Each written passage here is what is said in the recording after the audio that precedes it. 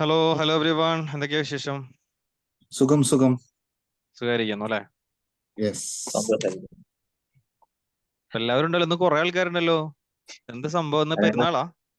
ഞങ്ങൾ പറയായിരുന്നു ഇപ്പൊ എല്ലാരും ഉണ്ട്, ആരും മിണ്ടാതിരിക്കുകയാണെന്ന്. ആഹാ. ഇങ്ങനെ ഉണ്ടാവാറില്ലേ?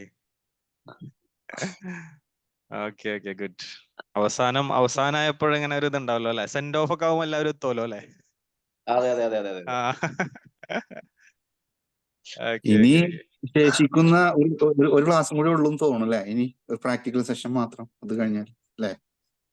ആ അതെ അതെ, നമ്മള് ലാസ്റ്റിലേക്ക് പോവാണ്. ആ ആ ഓക്കെ, ഇനി പറഞ്ഞു വിഷമിപ്പിക്കണ്ട. ആ. ഓക്കെ, സോ നമ്മൾ ലാസ്റ്റ് നമ്മളൊരു പ്രാക്ടിക്കൽ സെഷനാണ് എടുത്തത്. സോ എല്ലാവരും വളരെ നന്നായിട്ട് തന്നെ പെർഫോം ചെയ്തു, നല്ല രീതിയിൽ നമ്മൾ മുന്നോട്ട് ചെയ്തു. സോ നെക്സ്റ്റ് ഫ്രൈഡേ എല്ലാവരും അതിനേക്കാൾ മികച്ച രൂപത്തിൽ തന്നെ തയ്യാറായി വരിക. ഓക്കെ, സർ സോ ഫ്രൈഡേ വേണ്ട സർ. എന്തായിരുന്നു? ഫ്രൈഡേ വേണോ? ഫ്രൈഡേ ആണ്. നെക്സ്റ്റ് ക്ലാസ് മൺഡേക്ക് പറ്റോ? എന്ത് പറ്റി ഫ്രൈഡേ? സർ പ്രാക്ടിക്കല് ആ. എനിക്ക് കുട്ടികളുടെ ഒരു ടാലന്റ് എക്സാം നടക്കുന്നുണ്ട്. അപ്പൊ കഴിഞ്ഞ ചൊവ്വാഴ്ച ഡേറ്റ് കിട്ടിയിരുന്നു. ഇനി വെള്ളിയാഴ്ചയോടെ കഴിയാണ്. ആ സമയത്തൊക്കെ ഞാൻ ഇൻസ്റ്റിറ്റ്യൂട്ടിലായിരിക്കും. അപ്പൊ ഇവിടെ ക്ലാസ് പറയുമ്പോ ഒന്നുകിൽ യാത്രയിലായിരിക്കും, അല്ലെങ്കിൽ അവിടെ ആയിരിക്കും. പിന്നെ അത്രയും വൈകിട്ട് 16 കിലോമീറ്റർ ഉണ്ട് എനിക്ക് ഇൻസ്റ്റിറ്റ്യൂട്ടിൽ നിന്ന് വീട്ടിലെത്താൻ. ഓക്കെ, ഇപ്പൊ ടൂ വീലറിലൊക്കെ നമുക്ക് കുറച്ച് പേര് പെൻഡിങ് ഉണ്ട്. ഇപ്പൊ കഴിഞ്ഞ ക്ലാസ്സിൽ എടുക്കാത്തവരുണ്ട്. അപ്പൊ നമുക്ക് എന്തായാലും വെള്ളിയാഴ്ച കഴിഞ്ഞാലും പ്രാക്ടിക്കൽ ഉണ്ടാവും കേട്ടോ. അപ്പൊ കഴിഞ്ഞ ഓക്കെ സർ. ഓക്കെ. ഇതില് നമ്മളെ പിന്നെ സുഹേൽ സാർ എടുത്തിട്ടില്ല, തല്ലത് സാർ എടുത്തിട്ടില്ല, അവർക്ക് എടുക്കാൻ പറ്റിയിട്ടില്ല. അപ്പൊ ഞാനില്ല. എന്തായാലും ഓക്കെ. നമുക്ക് എന്തായാലും പെൻഡിങ് വരുമ്പോൾ എന്തായാലും നമുക്ക് നെക്സ്റ്റ് ഒരു പ്രാക്ടിക്കൽ കൂടി ഉണ്ടാവും കേട്ടോ. Okay sir. ഓക്കെ. അപ്പൊ വെള്ളിയാഴ്ച എന്തായാലും പറ്റാവുന്നവരല്ല, മാക്സിമം എല്ലാവരും എത്തുക. കഴിഞ്ഞ ഇതിൽ പോലെ തന്നെ എല്ലാവരും വരിക, വിഷയം അറിയിക്കുക. ഇന്നത്തെ ക്ലാസ്സിന് ശേഷം നിങ്ങൾ എന്ത് ചെയ്യുക, അടുത്ത പ്രാക്ടിക്കലിന് മുമ്പായിട്ട് നിങ്ങൾ എടുക്കാൻ പോകുന്ന ടോപ്പിക് അറിയിക്കുക, സെറ്റ് ആവുക. അപ്പോൾ കഴിഞ്ഞ ക്ലാസ്സിൽ നിന്ന് നമ്മൾ മനസ്സിലാക്കിയ വിവരങ്ങളൊക്കെ അപ്ലൈ ചെയ്ത് അടുത്ത ഒരു ട്രെയിനിങ് എടുക്കുക. ഓക്കെ, സെറ്റ് അല്ലേ എല്ലാവരും?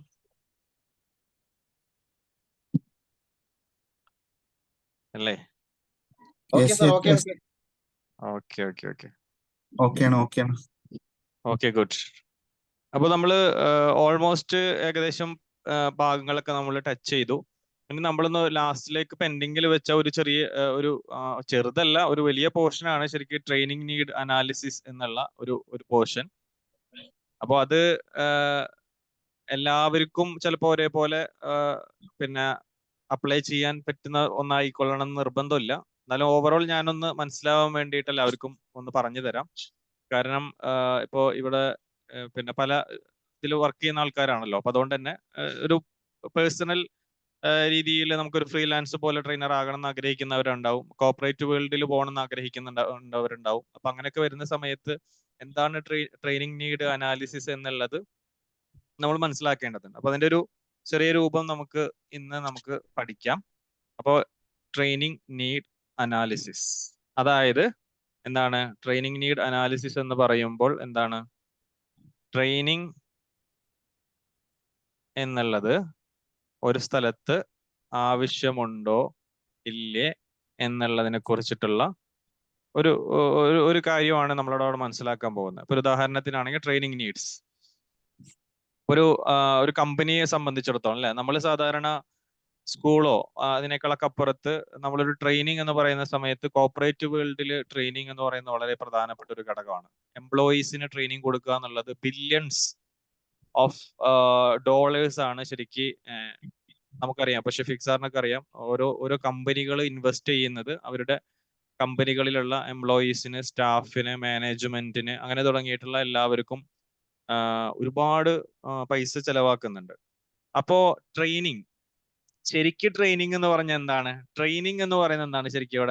ഇവിടെ എഴുതിയിട്ടുണ്ട് അല്ലെ, training request indicates performance failure. അതായത് ഒരു സ്ഥലത്ത് ഒരു ട്രെയിനിങ് ആവശ്യമുണ്ട് എന്ന് പറയുന്നതിന്റെ അർത്ഥം അവിടെ എന്താണ്? എന്തോ ഒരു പെർഫോമൻസ് ഫെയിലിയർ ഉണ്ട്. അതല്ലെങ്കിൽ കറന്റ് സ്റ്റേറ്റ്, അതിൽ നിന്ന് പിന്നെ അവർ ഉദ്ദേശിക്കുന്ന ഡിസയേർഡ് ഔട്ട്കം അവർക്ക് ലഭിക്കാത്ത സമയത്താണ് കൂടുതലായിട്ടും അവിടെ ട്രെയിനിങ് ആവശ്യമുണ്ട് എന്ന് നമുക്ക് മനസ്സിലാക്കാം. അതായത് എക്സ്പെക്ട് ചെയ്യുന്ന രൂപത്തിൽ അവിടെ പെർഫോമൻസ് ഫെയിലിയർ എന്ന് പറയുന്നത് നമ്മൾ ഉദ്ദേശിക്കുന്ന, അതായത് ഡിസൈഡ് ഔട്ട്കം, നമ്മൾ ഉദ്ദേശിക്കുന്ന ഒരു ഔട്ട്കം അവിടെ ഇല്ലാതെയാകുമ്പോൾ അല്ലെ, അങ്ങനെ അപ്പോഴല്ലേ നമ്മൾ ട്രെയിനിങ് കൊടുക്കാം. രമേശ് സാറിന്റെ ഇലക്ട്രിക്കൽ എന്ത് ഷോപ്പായിരുന്നു സാറേ രമേശ് സാറിന്? Plumbing, electrical, sanitary. എത്ര സ്റ്റാഫ് ഉണ്ട് സാർ അവിടെ? ഞങ്ങള് 4 പേര്. 4 പേരുണ്ട്. അപ്പോ രമേശ് സാറാണ് അതിന്റെ പിന്നെ ഓണർ എന്ന് കരുതാം, ഒരു ഉദാഹരണം. അപ്പൊ അങ്ങനെയാണെങ്കിൽ രമേശ് സാർ ഉദ്ദേശിക്കുന്ന ഒരു ഡിസൈഡ് ഔട്ട്കം അവിടെ ഉണ്ടാകുന്നില്ല എന്നുണ്ടെങ്കിൽ അവിടെ എന്ത് വേണ്ടി വരും? അവിടെ ചിലപ്പോൾ സ്റ്റാഫിനോ അതല്ലെങ്കിൽ മാനേജ്മെന്റിനോ ഒരു ട്രെയിനിങ് ആവശ്യമായിട്ട് വരും. മനസ്സിലായില്ലേ? അതായത് നമ്മൾ എക്സ്പെക്ട് ചെയ്യുന്നതിന് മീറ്റ് ചെയ്യുന്നില്ല, അപ്പൊ എന്തോ ഒരു പ്രശ്നം അവിടെ ഉണ്ട് അല്ലെ? അപ്പോ ഇതാണ് ഇവിടെ അടിയിൽ ചെയ്തത്. The discrepancy between real and targeted performance is called need. അതായത് എന്താണ് നമ്മൾ ഉദ്ദേശിക്കുന്ന, അതാണ് ടാർഗറ്റ് പെർഫോമൻസ് എന്ന് പറയുന്നത്. നമ്മൾ ഉദ്ദേശിക്കുന്ന ടാർഗറ്റ് ചെയ്യുന്ന പെർഫോമൻസും അതേപോലെ തന്നെ ഇപ്പോഴുള്ള പെർഫോമൻസും തമ്മിലുള്ള വ്യത്യാസത്തെയാണ് നമ്മൾ എന്തെന്ന് പറയുന്നത്? നീഡ് എന്ന് പറയുന്നത്. അപ്പോൾ ട്രെയിനിങ് നീഡ്. അപ്പോൾ നീഡ് എന്ന് പറഞ്ഞാൽ നമുക്കറിയാലോ, ആവശ്യം അല്ലെ? നമ്മൾ നീഡ് എന്ന് പറഞ്ഞാൽ എന്താണ്? നീഡ് എന്താ പറയാ അല്ലെ? നീഡ് ഉണ്ടോ എന്ന് നോക്കില്ല, നീഡ് എന്ന് പറഞ്ഞാൽ ആവശ്യമാണ്. അപ്പൊ ട്രെയിനിങ് നീഡ് അനാലിസിസ് പറഞ്ഞാൽ ട്രെയിനിങ് ആവശ്യമുണ്ടോ എന്നതിനെ അനാലിസിസ് ചെയ്യുക. ഒരു കമ്പനിയിൽ ഒരു കോർപ്പറേറ്റ് വേൾഡിൽ അവിടെ നമുക്ക് ട്രെയിനിങ് ആവശ്യമുണ്ടോ എന്നതിനെ നമ്മൾ എന്ത് ചെയ്യുന്നു? അനാലിസിസ് ചെയ്യുന്നു എന്നതാണ് ഇവിടെ പ്രധാനമായിട്ടും നമ്മൾ മനസ്സിലാക്കേണ്ടത്. ഓക്കെ, അപ്പോൾ ട്രെയിനിങ്ങിലേക്ക് നമ്മൾ പോകുന്ന സമയത്ത് ഓക്കെ, അപ്പൊ അതിന് ഒന്നും കൂടി നിങ്ങൾക്ക് വ്യക്തമാക്കി തരാം. ഓക്കെ, ഇവിടെ കണ്ടോ നിങ്ങൾ? ഇവിടെ ഇതാണ് ട്രെയിനിങ് എന്ന് പറയുന്നത് അല്ലെ? അപ്പൊ ഇതെന്താണ്? എക്സിസ്റ്റിംഗ് സ്കിൽസ്, നോളേജ്, ആറ്റിറ്റ്യൂഡ്, ഇതൊക്കെയാണ് എന്ത്? എക്സിസ്റ്റിംഗ് അല്ലെ? എന്നിട്ട് നമ്മൾ ട്രെയിനിങ് പിന്നെ ട്രെയിനിങ്ങിന്റെ റിക്വയർഡ്, എക്സ്പെക്ട് ചെയ്യുന്ന ഇതാണ്. എന്താണ്? ഇത്രയുമാണ് നമ്മൾ എക്സ്പെക്ട് ചെയ്യുന്നത്. അപ്പൊ എന്താ ശരിക്കും ചെയ്യുന്നത്? ട്രെയിനിങ് എന്താ ചെയ്യുന്നത്? ട്രെയിനിങ് ഇതാണ്, സ്കില്ല്, ആറ്റിറ്റ്യൂഡിൽ മാറ്റം വരുത്താനുള്ള മാറ്റം വരുത്തും എന്ന് പറഞ്ഞാൽ ട്രെയിനിങ് ഇതാണ്. ഈ ബ്രിഡ്ജ് ആണ് ശരിക്കും ട്രെയിനിങ് എന്ന് പറയുന്നത്. അതായത് ഇതിലേക്ക് കണക്ട് ചെയ്യിപ്പിക്കുന്ന training helps to bridge the gap. ആ ഗ്യാപ്പിനെ ഫില്ല് ചെയ്യുന്ന ഒരു കാര്യമാണ് എന്ത്? ട്രെയിനിങ് എന്ന് പറയുന്നത്. ഓക്കെ ഓക്കെ ഓക്കെ അപ്പൊ ട്രെയിനിങ് നീഡ് അനാലിസിസ് എന്താണ് എന്ന് ചോദിച്ചു കഴിഞ്ഞാല്, ഈ ഗ്യാപ്പിനെ ഐഡന്റിഫൈ ചെയ്യുന്നതിനെയാണ് ട്രെയിനിങ് നീഡ് അനാലിസിസ് എന്ന് പറയുന്നത്. മനസ്സിലായോ? അതായത് എക്സിസ്റ്റിംഗ് ഒരു സംഭവം ഉണ്ട്, നമുക്ക് എക്സ്പെക്റ്റഡ് ഉണ്ട്, അല്ലെങ്കിൽ റിക്വയർഡ് ഉണ്ട്. അതിൽ നമ്മൾ ട്രെയിനിങ് ആണ് ഉപയോഗിക്കുന്നത്. പക്ഷേ ഈ ട്രെയിനിങ്ങിന്റെ ഗ്യാപ്പിനെ എന്താണ് ഫൈൻഡ് ഔട്ട് ചെയ്യുന്ന ടൂളിനെയാണ് എന്ത് പറയുന്നത്? ട്രെയിനിങ് നീഡ് അനാലിസിസ് എന്ന് പറയുന്നത്. അതിനെ TNA എന്ന് പറയും. ഓക്കെ, TNA എന്ന് പറയും.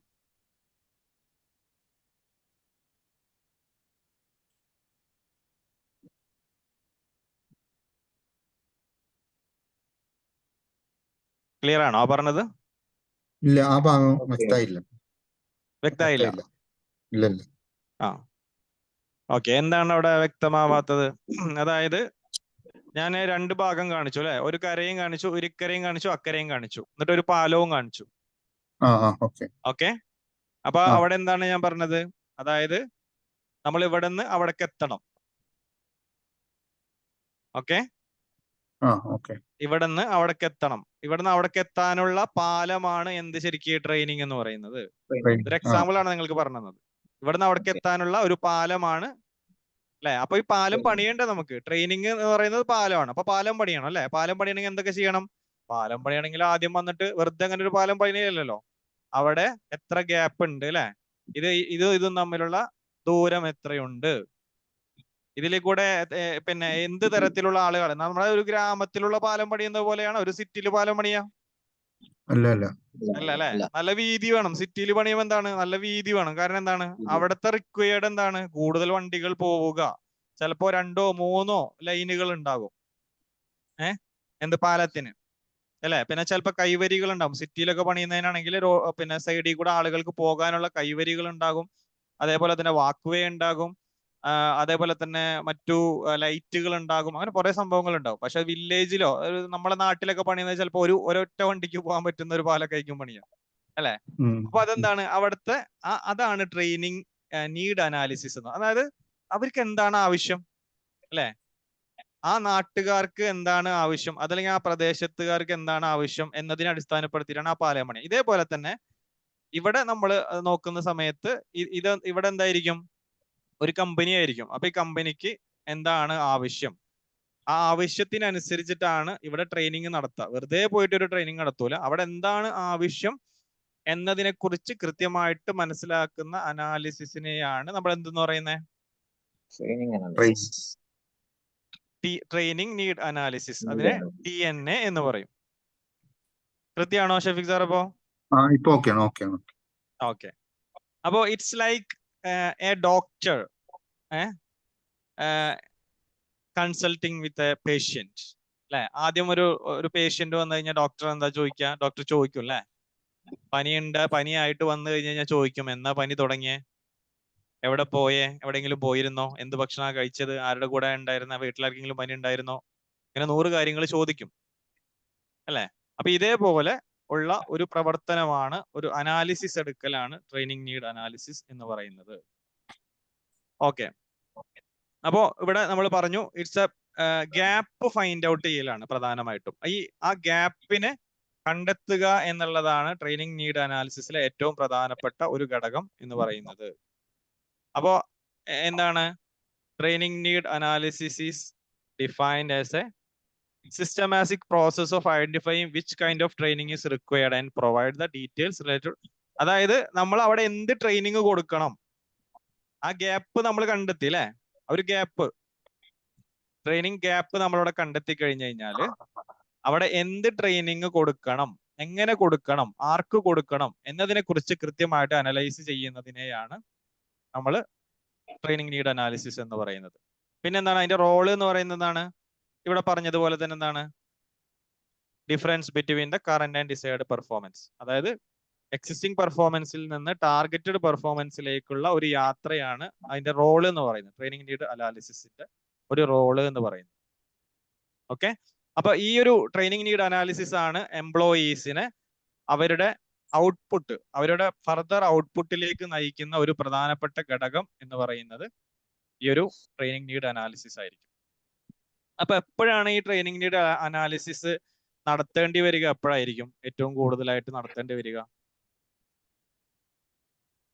ഇപ്പൊ ഒരു കമ്പനിയെ സംബന്ധിച്ചിടത്തോളം അവരുദ്ദേശിക്കുന്ന രൂപത്തിലുള്ള ഒരു പെർഫോമൻസ്, നേരത്തെ അവിടെ നമ്മുടെ രമേശ് സാറൊക്കെ പറഞ്ഞല്ലോ, രമേശ് സാറ് പറഞ്ഞ പോലെ തന്നെ, അതായത് നമ്മൾ ഉദ്ദേശിക്കുന്ന ഒരു ടേൺ ഓവറിലേക്ക് വരുന്നില്ല, അതല്ലെങ്കിൽ നമ്മൾ ഉദ്ദേശിക്കുന്ന പെർഫോമൻസിലേക്ക് വരുന്നില്ല, നമ്മൾ ഉദ്ദേശിക്കുന്ന ഫീഡ്ബാക്ക് നമുക്ക് ലഭിക്കുന്നില്ല, ഇങ്ങനെ തുടങ്ങിയിട്ടുള്ള പല വിധത്തിലുള്ള കാര്യങ്ങൾ സംഭവിക്കുമ്പോൾ ട്രെയിനിങ് നീഡ് അനാലിസിസ് നമുക്ക് ആവശ്യമാണ്. ഇപ്പോൾ ഇതാണ് സ്റ്റാർട്ടിംഗ് പോയിന്റ് ഓഫ് എന്താണ് കംപ്ലൈൻസ് ഫ്രം സ്റ്റാഫ്.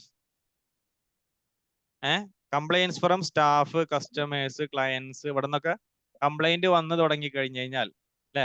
ഈ നമ്മുടെ പിന്നെ രമേശ് സാറിന്റെ അവിടെ നിന്ന് പൈപ്പ് മേടിച്ചിട്ട് ഇത് എപ്പോഴും കംപ്ലൈന്റ് തന്നെ, ആളുകൾക്ക് കംപ്ലൈന്റ്, അല്ലെങ്കിൽ ഇലക്ട്രിക്കൽ ഫാന് മേടിച്ചു കൊടുക്കുന്ന സാധനങ്ങൾ മേടിച്ചു എപ്പോഴും കംപ്ലൈന്റ്, ആളുകൾ സാറ്റിസ്ഫൈ ആകുന്നില്ല, അതല്ലെങ്കിൽ അവിടേക്ക് സാധാരണ വന്നിരുന്ന ആളുകൾ അവിടേക്ക് എത്തുന്നില്ല, അതല്ലെങ്കിൽ poor quality of work, frequency of errors, large staff turnover, deadlines not being met അല്ലെ. പിന്നെ ഫ്രീക്വന്റ് എറർ എന്ന് പറഞ്ഞാൽ തെറ്റുകൾ സംഭവിക്കുന്നു. അതേപോലെ തന്നെ ഡെഡ് ലൈൻസ് നോട്ട്, അതായത് നമ്മൾ ഉദ്ദേശിക്കുന്ന ഡെഡ് ലൈനുകളിൽ സംഭവം നടക്കുന്നില്ല, നമുക്ക് ടേൺ ഓവർ മീറ്റ് ചെയ്യാൻ പറ്റുന്നില്ല. ഓക്കെ. ആളുകൾ സ്റ്റാഫിന്റെ ഇടയിൽ അടിപിടി, അതേപോലെ തന്നെ പുതിയ മെഷീനുകൾ വന്നു കഴിഞ്ഞാൽ, ഇങ്ങനെ തുടങ്ങിയിട്ട് പലതും വരാം കേട്ടോ. ഇത് ജസ്റ്റ് കുറച്ച് കാര്യങ്ങൾ എഴുതിയിട്ടേ ഉള്ളൂ. എന്തും സംഭവിക്കാം. അത് ഡിപ്പെൻസ് ഓൺ അവർ വർക്ക് അല്ലെ. നമ്മൾ എന്താണ് നമ്മുടെ കയ്യിലുള്ള സാധനങ്ങൾ, ഇതിന്റെ അനുസരിച്ചിട്ട് ഇവിടെ എന്താണ്, ഇവിടെ നമ്മൾ എന്ത് ചെയ്യണം, അത് സ്റ്റാർട്ടിങ് ആണ്. അവിടെ നമ്മൾ ട്രെയിനിങ് നീഡ് അനാലിസിസ് നമ്മൾ അവിടെ ചെയ്യണം. അപ്പൊ ഇങ്ങനെ തുടങ്ങി സ്റ്റാർട്ടിങ്ങിൽ നമ്മൾ എന്താണ് ഇത് ഇങ്ങനെയുള്ള വ്യത്യസ്തമായിട്ടുള്ള കാര്യങ്ങൾ വരുന്ന സമയത്ത് നമ്മൾ എന്ത് ചെയ്യണം, നമ്മൾ അതിലേക്ക് ഇറങ്ങണം എന്നുള്ളതാണ് പ്രധാനപ്പെട്ട ഒരു ഘടകം. ഓക്കെ, അപ്പോ ഇനി ഒരു ട്രെയിനിങ് നീഡ് അനാലിസിസിനെ സംബന്ധിച്ചിടത്തോളം വ്യത്യസ്തമായിട്ടുള്ള രീതിയിൽ നമുക്ക് ഇത് അനാലിസിസ് ചെയ്യണം. അപ്പൊ അങ്ങനെ അനാലിസിസ് ചെയ്യുന്ന സമയത്ത് 3 ലെവലുകളിൽ നിന്നുകൊണ്ടാണ് നമ്മൾ ഇതിനെ അനാലിസിസ് ചെയ്യുക. ഓക്കെ, ഒന്ന് ഓർഗനൈസേഷണൽ ലെവൽ. ഒരു ട്രെയിനിങ് ആവശ്യമുണ്ടോ, എവിടെയാണ് നമുക്ക് ആവശ്യം, ആർക്കാണ് കൊടുക്കേണ്ടത്, എങ്ങനെ കൊടുക്കണം, അങ്ങനെ തുടങ്ങിയിട്ടുള്ള കാര്യങ്ങൾ നമ്മൾ ആലോചിക്കുന്ന സമയത്ത് 3 ലെവലിൽ നിന്നിട്ട് നമ്മൾ ട്രെയിനിങ് നീഡ് അനാലിസിസിന്റെ ലെവലുകൾ 3 ലെവലാണ്. ഒന്ന് ഓർഗനൈസേഷണൽ ലെവൽ, രണ്ടാമത് ഓപ്പറേഷണൽ ലെവൽ, മൂന്നാമത്തത് ഇൻഡിവിജ്വൽ ലെവൽ. 3 ലെവലിൽ നമ്മൾ ചെയ്യും. എന്താണ് ഓർഗനൈസേഷൻ ലെവൽ എന്ന് പറഞ്ഞു കഴിഞ്ഞാല് 3 ലെവലിൽ കമ്പനി അതൊക്കെ ആയിരിക്കും ഓർഗനൈസേഷൻ. അതെ, അതായത് ഒരു ഓർഗനൈസേഷൻ ഏതാണോ, അത് നേരത്തെ പറഞ്ഞ കമ്പനി ആകാം, എന്തോ ആകാം, അവരുടെ ലെവലിൽ നിന്ന് ആദ്യം നമ്മൾ അനാലിസിസ് നടത്തണം. അപ്പൊ അവരുടെ ലെവലിൽ നിന്ന് പറഞ്ഞു കഴിഞ്ഞാല് ഒരു കമ്പനിയെ സംബന്ധിച്ചിടത്തോളം ഉണ്ടാകുന്ന അവരുടെ വിഷൻ ആകാം, മിഷൻ ആകാം, അവരുടെ സ്ട്രാറ്റജി ആകാം, അവരുടെ ഹ്യൂമൻ റിസോഴ്സസ് ആകാം, അവരുടെ ക്യാപിറ്റൽ ആയിരിക്കാം, അവരുടെ എൻവയോൺമെന്റ് ആയിരിക്കാം. ഇതൊക്കെ എങ്ങനെയുണ്ട് എന്ന് ആദ്യം എന്ത് ചെയ്യാം, നമ്മളത് അനാലിസിസ് ചെയ്യുക. അവരെ വിഷൻ നല്ല വിഷനാണോ, അവരെ വിഷൻ മീറ്റ് ചെയ്യുന്നുണ്ടോ, അവരെന്താണ് വിഷൻ ഉള്ളത്, അവരുടെ വിഷൻ എന്താണ്, ഈ വിഷൻ പിന്നെ വിഷൻ ഇംപ്ലിമെന്റ് ചെയ്യാനുള്ള വിഷൻ എന്ന് പറഞ്ഞാൽ എന്താണ്, വിഷൻ എന്ന് പറഞ്ഞാൽ എന്താ, വിഷൻ അവരുടെ ഉദ്ദേശ ലക്ഷ്യം, അവരുടെ കാഴ്ചപ്പാട്, അവരുടെ കാഴ്ചപ്പാടുകൾ, അവര് പ്രൊവൈഡ് ചെയ്യുന്ന പ്രൊഡക്റ്റ് ആൻഡ് സർവീസസ് എന്നതാണ് ഉള്ളത്. അല്ലെങ്കിൽ ഇത്ര സംഭവങ്ങൾ ആളുകളിലേക്ക് കൊടുക്കണം എന്നുള്ള ഒരു പ്രത്യേക കാഴ്ചപ്പാട്, വിഷന് ഒക്കെ ഉണ്ടാവും ഒരു കമ്പനിക്ക്. വിഷനും മിഷനും ഉണ്ടാവാറുണ്ട്. മിഷൻ എന്ന് പറയുമ്പോൾ ഇത്ര വർഷത്തിനുള്ളിൽ ഇത്ര ടേൺ ഓവർ ഉണ്ടാക്കുക, അതൊക്കെ ഞങ്ങളുടെ ലക്ഷ്യം. അങ്ങനെ കുറച്ച് അറിയുന്നത് മാത്രം. ഓക്കെ. കമ്പനികളാവുമ്പോൾ അവർക്ക് വിഷനും ഉണ്ടാകും, അതേപോലെ തന്നെ മിഷനും ഉണ്ടാകും അല്ലെ. വിഷൻ എന്ന് പറഞ്ഞു കഴിഞ്ഞാൽ നേരത്തെ പറഞ്ഞ വിഷന്റെ നേരെ അർത്ഥം എന്ന് പറഞ്ഞാൽ എന്താണ്, കാഴ്ചപ്പാട് എന്നുള്ളത് തന്നെയാണ്. കാഴ്ചപ്പാട്, അതായത് ദീർഘവീക്ഷണം എന്നൊക്കെ പറയുന്ന പോലെ തന്നെ വിഷനറി ലീഡേഴ്സ് എന്ന് പറയില്ല. അതായത് നാളെ വരാനിരിക്കുന്നത് കാണാൻ പറ്റുന്ന ആൾക്കാരാണ് വിഷനറി ലീഡേഴ്സ് എന്ന് പറയുന്നത് അല്ലെ. പറയാറില്ലേ നമ്മളങ്ങനെ? അതെ. അപ്പൊ അവരെന്താണ് അതിലൂടെ ഒരു ലക്ഷ്യം വെക്കുന്നത് എന്നുള്ളതാണ് വിഷൻ എന്ന് പറയുന്നത്. പക്ഷെ അവിടെ മിഷൻ എന്ന് പറയുന്നത് ഈ വിഷനെ നടത്താനുള്ള സ്ട്രാറ്റജീസിനെയാണ് നമ്മൾ എന്ത് പറയാ, മിഷൻ എന്ന് പറയുന്നത്. അതിലേക്കുള്ള സ്റ്റെപ്പുകളാണ് മിഷൻ എന്ന് പറയുന്നത്. അപ്പോ ഇവിടെ ഒരു കമ്പനിയുടെ വിഷനും മിഷനും ഒക്കെ മീറ്റ് ചെയ്യുന്നുണ്ടോ, അതെന്താണ്, അതിന്റെ ഇപ്പോഴത്തെ അവസ്ഥ എന്താണ് എന്നത് നമ്മൾ എന്ത് ചെയ്യണം, അനാലിസിസ് ചെയ്ത് നോക്കുക. അതേപോലെ തന്നെ അവിടുത്തെ ഹ്യൂമൻ റിസോഴ്സസിനെ കുറിച്ചിട്ട് നമ്മൾ അനാലിസിസ് നടത്തുക. അവരുടെ ക്യാപിറ്റലിനെ കുറിച്ച്, ക്യാപിറ്റൽ ഉണ്ടോ അവർക്ക്, അതല്ലെങ്കിൽ ആവശ്യത്തിന് അവർ ഇൻവെസ്റ്റ് ചെയ്യുന്നുണ്ടോ, കമ്പനിയിൽ പിന്നെ അസറ്റുകൾ ഉണ്ടോ, അങ്ങനെ തുടങ്ങിയിട്ടുള്ള. അതേപോലെ തന്നെ എൻവയോൺമെന്റ്, അവരുടെ പിന്നെ കമ്പനിയിലെ സാഹചര്യങ്ങൾ എന്താണ്, കമ്പനി സ്ഥിതി ചെയ്യുന്ന സ്ഥലം എവിടെയാണ്, ഈ ഷോപ്പ് എവിടെയാണ്, ഷോപ്പിന്റെ നിലവിലെ അവസ്ഥ എന്താണ്, തുടങ്ങിയിട്ടുള്ള കാര്യങ്ങളൊക്കെയാണ് ഓർഗനൈസേഷണൽ ലെവലിൽ നിന്നുകൊണ്ട് നമ്മൾ അനാലിസിസ് ചെയ്യേണ്ടത്. ഓക്കെ. മറ്റൊന്ന് ഓപ്പറേഷണൽ അനാലിസിസ്. രണ്ടാമത്തെ നമ്മൾ പറഞ്ഞ എന്താണ്, ഓപ്പറേഷണൽ അനാലിസിസ് എന്ന് പറയുന്നത്. അപ്പൊ ഓർഗനൈസേഷണൽ അനാലിസിസ്, ഓപ്പറേഷണൽ അനാലിസിസ്, പിന്നെ ഇൻഡിവിജ്വൽ അതല്ലെങ്കിൽ പേഴ്സണൽ അനാലിസിസ് എന്ന് പറയും. ഈ ഓപ്പറേഷണൽ അനാലിസിസ് എന്ന് പറഞ്ഞു കഴിഞ്ഞാൽ ഡിപ്പാർട്ട്മെന്റ് ലെവലുകളിൽ നടത്തുന്ന ചില പിന്നെ അനാലിസിസ് ആണ്. നേരത്തെ മാനേജ്മെന്റ് ലെവലാണ് അല്ലെ, ഏത് ആദ്യം പറഞ്ഞ ഏതാണ്? ഓർഗനൈസേഷൻ അനാലിസിസ് എന്ന് പറഞ്ഞു കഴിഞ്ഞാൽ എന്താണ്? കുറച്ചുകൂടി മാനേജ്മെന്റ് ലെവലിൽ നിന്നുകൊണ്ട് നമ്മൾ ചെയ്യുന്ന അനാലിസിസ് ആണ്. ജാസ്മി മാം, മാനേജ്മെന്റിന്റെ ഭാഗത്ത് അവരുടെ പിന്നെ ആ ഒരു കോൺസെപ്റ്റിൽ നിന്നുകൊണ്ട് നമ്മൾ അനാലിസിസ് ചെയ്യും. ഇവർക്ക് ടേൺ ഓവർ ആകുന്നുണ്ടോ, ഇവർക്ക് പ്രോഫിറ്റ് ഉണ്ടോ, അങ്ങനെ തുടങ്ങിയിട്ടുള്ള പല കാര്യങ്ങളും നമുക്ക് അവിടെ അനാലിസിസ് ചെയ്യും. രണ്ടാമത്തെ ലെവലാണ് ഓപ്പറേഷണൽ അനാലിസിസ്. ഓപ്പറേഷണൽ എന്ന് പറഞ്ഞാൽ ടീമായിട്ടുള്ളതാണ്. ടീം ടാസ്ക് ബേസ് ചെയ്തുകൊണ്ടുള്ളതാണ് ഓപ്പറേഷണൽ അനാലിസിസ്. അതല്ലെങ്കിൽ ഡിപ്പാർട്ട്മെന്റ് ഗ്രൂപ്പിനെ അനാലിസിസ് ചെയ്യുന്നതിനാണ് ഓപ്പറേഷണൽ അനാലിസിസ് എന്ന് പറയുന്നത്. അല്ലെ? ഇപ്പൊ ചില കമ്പനികളിൽ HR ഡിപ്പാർട്ട്മെന്റ് ഉണ്ടാകും, ചില കമ്പനി അക്കൗണ്ട്സ് ഡിപ്പാർട്ട്മെന്റ് ഉണ്ടാകും, സെയിൽസ് ഡിപ്പാർട്ട്മെന്റ് ഉണ്ടാകും, ഇങ്ങനെ പല വിധത്തിലുള്ള ഡിപ്പാർട്ട്മെന്റുകൾ ഉണ്ടാകും. അപ്പൊ ഡിപ്പാർട്ട്മെന്റ് ലെവലിൽ നിന്നുകൊണ്ട് നമ്മൾ ചെയ്യുന്ന അനാലിസിസ് ആണ്. അവിടെ എന്താണ്? അവരുടെ ക്വാളിറ്റി അഷുറൻസ്, അവരുടെ പ്രൊസീജിയേഴ്സ്, അതേപോലെ തന്നെ ജോബ് ഡിസ്ക്രിപ്ഷൻസ്, അവരുടെ റെക്കോർഡിങ്ങുകൾ, അവരുടെ ഡോക്യുമെന്റേഷനുകൾ, അവരുടെ വർക്കുകൾ, വർക്ക് എഫിഷ്യൻസികൾ, ഇങ്ങനെ തുടങ്ങിയിട്ടുള്ള പല വിധത്തിലുള്ള പ്രവർത്തനങ്ങളെയും ഒരു ഡിപ്പാർട്ട്മെന്റ് ലെവലിൽ നിന്നുകൊണ്ട്, ഒരു ടാസ്കിന്റെ ലെവലിൽ നിന്നുകൊണ്ട് നമ്മൾ ചെയ്യുന്ന അനാലിസിസിനെയാണ് ഓപ്പറേഷണൽ അനാലിസിസ് എന്ന് പറയുന്നത്. ഇനി അവിടെ നിന്നും താഴേക്ക് വന്നു. അവിടെ നിന്നും താഴേക്ക് വരാണ് നമ്മൾ. അവിടെ നിന്നും താഴേക്ക് വന്നിട്ട് എന്താണ്? Individual analysis. എന്താണ്? ഇൻഡിവിജ്വൽ അനാലിസിസ്, അതല്ലെങ്കിൽ പേഴ്സൺ അനാലിസിസ്, അല്ലെ? അപ്പൊ ആദ്യം നമ്മൾ എന്ത് ചെയ്തു? ആദ്യം കൊമ്പത്തുനിന്ന് വന്നു, മാനേജ്മെന്റിന്റെ സൈഡിൽ നിന്ന് വന്നു, പിന്നെ നമ്മൾ ഡിപ്പാർട്ട്മെന്റ് ലെവലിൽ വന്നു, പിന്നെ നമ്മൾ ഇൻഡിവിജ്വലിലേക്ക് വരികയാണ്. അവിടെ പിന്നെ ഓരോരുത്തരും വർക്ക് ചെയ്യുന്നത്, ആ വർക്ക് ചെയ്യുന്ന ആളുകളുടെ ജോബ് പ്രൊഫൈല്, അവരുടെ പൊട്ടൻഷ്യല്, അതേപോലെ തന്നെ അവരുടെ ജോബിനെ കുറിച്ചിട്ട് നമുക്ക് എങ്ങനെ അവരെ ഇന്റർവ്യൂ ചെയ്തുകൊണ്ടോ അതല്ലെങ്കിൽ അവരെ ഒബ്സർവ് ചെയ്തുകൊണ്ടോ അവരുടെ ജോബിനെ കുറിച്ചിട്ടുള്ള കൃത്യമായിട്ടുള്ള കാര്യങ്ങൾ നമ്മൾ അനാലിസിസ് ചെയ്യുന്നു എന്നുള്ളത്. അപ്പൊ 3 ലെവലുകളിൽ നമ്മൾ ചെയ്യും.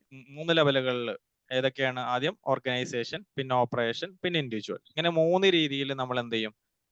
അവിടെ അനാലിസിസ് നടത്താൻ വേണ്ടിയിട്ട് നമ്മൾ ട്രൈ ചെയ്യുന്നു എന്നുള്ളതാണ്.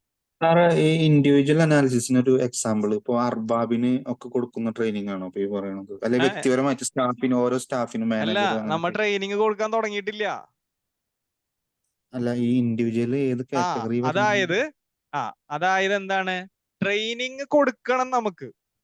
പക്ഷേ ട്രെയിനിങ് കൊടുക്കണമെങ്കിൽ എന്ത് ട്രെയിനിങ് കൊടുക്കണം, അല്ലെങ്കിൽ ട്രെയിനിങ് കൊടുക്കേണ്ടതുണ്ടോ എന്നതിനെ അനാലിസിസ് അതാണ്. അതായത് ട്രെയിനിങ് നീഡ് അനാലിസിസ് എന്ന് പറഞ്ഞു കഴിഞ്ഞാല് ട്രെയിനിങ് നീഡ് അനാലിസിസ് എന്ന് പറഞ്ഞാൽ വാക്കി തന്നെ ഉണ്ട്. ട്രെയിനിങ് ആവശ്യമുണ്ടോ എന്ന അനാലിസിസ്. അല്ലാതെ വെറുതെ ഇപ്പൊ ചില സ്കൂളുകാർ കാണാം, വായോ ഒരു മോട്ടിവേഷൻ ക്ലാസ് പിള്ളേർക്ക് കൊടുക്കുക എന്ന് പറഞ്ഞാൽ അങ്ങനത്തെ സംഭവമില്ല. അങ്ങനെ നമുക്ക് കമ്പനിയിൽ പോയിട്ട് കൊടുക്കാൻ പറ്റില്ല. പക്ഷെ അവിടെ എന്താണ്? അവിടെ വ്യക്തമായിട്ട് ഒരു പ്രശ്നം, അവിടെ ഒരു പ്രശ്നമുണ്ട്, ഒരു ഒരു പ്രശ്നം അവിടെ വരുന്നുണ്ട്. അതല്ലെങ്കിൽ നേരത്തെ പോലെ കഴിഞ്ഞ 3 കൊല്ലം ഉണ്ടായ ടേൺ ഓവർ ഈ കഴിഞ്ഞ വർഷം ഉണ്ടായില്ല. കഴിഞ്ഞ 2 വർഷവും 1 മില്യണിൽ കൂടുതൽ ടേൺ ഓവർ ഉണ്ടായി.